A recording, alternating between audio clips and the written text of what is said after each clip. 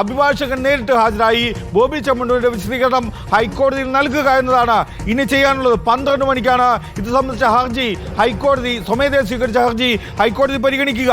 ഇതിൽ ഹൈക്കോടതി വ്യക്തമാക്കുന്ന മറ്റു ചില കാര്യങ്ങൾ അതിരൂക്ഷമായ ഭാഷയിലുള്ള കുടഞ്ഞു എന്നോ അതിനേക്കാൾ അതിരൂക്ഷമായ ഭാഷയിലുള്ള ഏതെങ്കിലും വാക്ക് നമുക്ക് ഉപയോഗിക്കാൻ കഴിയുമെങ്കിൽ അങ്ങനെ തന്നെ ഉപയോഗിക്കാവുന്നതാണ്. റിമാൻഡ് തടവുകാരുടെ കാര്യം നോക്കാൻ ഇവിടെ നീതിന്യായ വ്യവസ്ഥയുണ്ട്. അറസ്റ്റ് ചെയ്യാൻ ഉത്തരവിടും എന്ന കാര്യവും കൂടി ഹൈക്കോടതി വ്യക്തമാക്കുന്നു.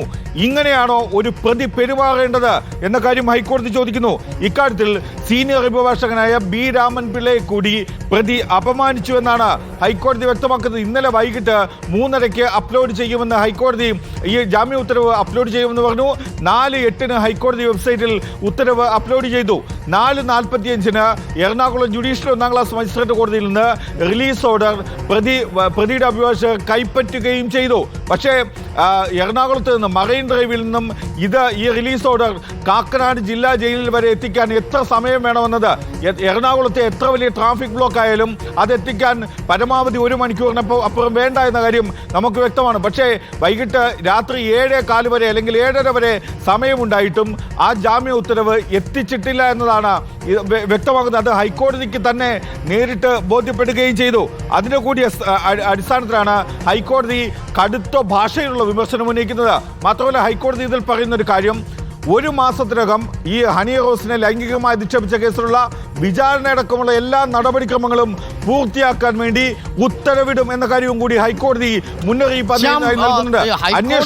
അർത്ഥത്തിൽ നമുക്കറിയാവുന്നതുപോലെ കോടതിയും നീതിന്യായ വ്യവസ്ഥകളൊന്നും ഇമോഷണലായിട്ട് ചിന്തിക്കുന്നതല്ല, അവർ റാഷണലായി ലീഗലായി ചിന്തിക്കുന്ന ഒരു കോൺഷ്യസ്നെസ് ആണ് കോടതികൾക്കെല്ലാം ഉള്ളത്. പക്ഷേ ഈ ഘട്ടത്തിൽ കോടതിയെ പ്രകോപിപ്പിക്കുകയാണ് യഥാർത്ഥത്തിൽ ചെയ്തത്. കോടതിയുടെ ഉത്തരവുകളെ അപമാനിക്കത്തക്ക രീതിയിൽ പെരുമാറി എന്നതാണ് കോടതിയെ പ്രകോപിപ്പിച്ചിട്ടുണ്ടാവുക, അല്ലേ? അങ്ങനെ തന്നെയാണ്. അതുകൊണ്ട് തന്നെയാണ് കോടതി അതിൽ വ്യക്തമാക്കുന്നത്. അന്വേഷണ ഉദ്യോഗസ്ഥനോട്, എറണാകുളം സെൻട്രൽ പോലീസിനോട് 2 ആഴ്ചയ്ക്കകം ഈ ഹണി റോസിനെ അധിക്ഷേപിച്ചു എന്ന കേസിൽ അന്വേഷണം പൂർത്തിയാകാൻ 2 ആഴ്ചയ്ക്കകം അന്വേഷണം പൂർത്തിയാക്കി കുറ്റപത്രം നൽകാൻ വേണ്ടി ഹൈക്കോടതി ഉത്തരവിടും എന്നതാണ് ഹൈക്കോടതിയുടെ മറ്റൊരു മുന്നറിയിപ്പ്. അങ്ങനെ കുറ്റപത്രം നൽകിയാൽ അടിയന്തരമായി 2 ആഴ്ചയ്ക്കകം ആ കേസിന്റെ വിചാരണ കൂടി പൂർത്തിയാക്കണമെന്ന നിർദ്ദേശം ഹൈക്കോടതി നൽകും.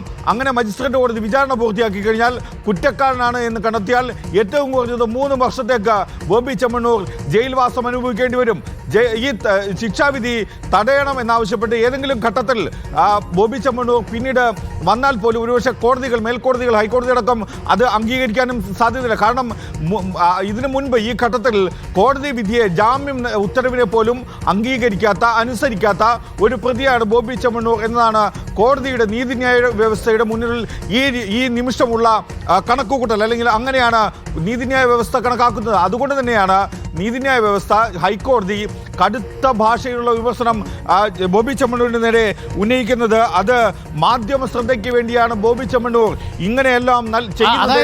ശ്യാം ദേവരാജ്, ഈ 2 ആഴ്ചക്കുള്ളിൽ അന്വേഷണം പൂർത്തിയാക്കി ഉടൻ തന്നെ വിചാരണയും പൂർത്തിയാക്കുകയാണെങ്കിൽ അക്കാര്യത്തിലടക്കം ജാമ്യം കിട്ടാൻ സാധ്യതയുള്ള ഒരു സാഹചര്യത്തിലും ഇപ്പോൾ ചെയ്തിരിക്കുന്ന ബോബി ചെമ്മണ്ണൂരിന്റെ ഈ പ്രവൃത്തി ബോബി ചെമ്മണ്ണൂരിന് തുണയാവില്ല, ബോബി ചെമ്മണ്ണൂരിനെ ഭാവിയിലുള്ള നിയമ പോരാട്ടത്തിൽ സഹായിക്കില്ല എന്ന് വേണം കരുതാൻ, അല്ലേ ശ്യാം? സഹായിക്കില്ല എന്ന് മാത്രമല്ല അത് പ്രതികൂലമായി ബാധിക്കും എന്ന കാര്യവും കൂടി ഉറപ്പാണ് ഡോക്ടർ അരുൺകുമാർ. അത് ആ രീതിയിൽ തന്നെ വേണം നമുക്ക് മനസ്സിലാക്കാൻ. കാരണം ഈ ഇന്നലെ ജാമ്യം അനുവദിക്കുന്ന ഉത്തരവിൽ തന്നെ ഹൈക്കോടതി വ്യക്തമാക്കുന്നത് പ്രഥമ ദൃഷ്ട്യ ബോബി ചെമ്മണ്ണൂരിനെതിരെ ഈ കുറ്റകൃത്യം നിലനിൽക്കും എന്ന കാര്യമാണ്.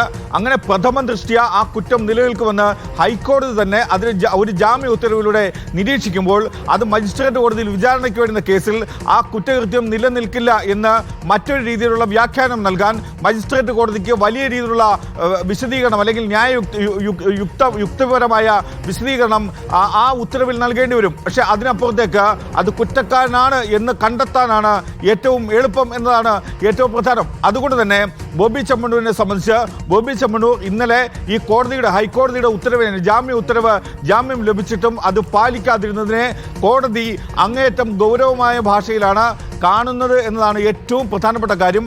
അതുകൊണ്ടാണ് ജാമ്യം റദ്ദാക്കാതിരിക്കാൻ മതിയായ കാരണങ്ങളുണ്ടെങ്കിൽ അറിയിക്കുക എന്ന് ബോബി ചെമ്മണ്ണൂരിന് ഹൈക്കോടതി നിർദ്ദേശം നൽകുന്നത്.